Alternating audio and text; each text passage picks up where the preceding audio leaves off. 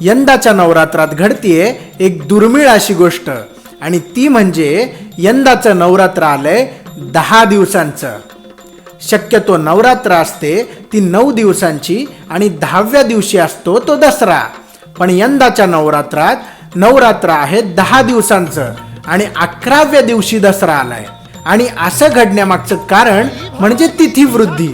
नवरात्रामध्ये एक तिथी जास्त आल्यामुळे नवरात्रात अशा प्रकारे वाढ होते. अशा प्रकारे नवरात्रीत होणारी ही वाढ एक शुभ संकेत मानला जातो.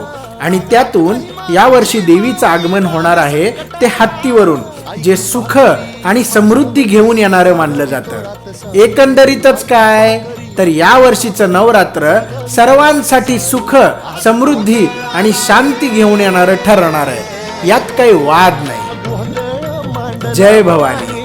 नवरात्रीच्या सर्वांना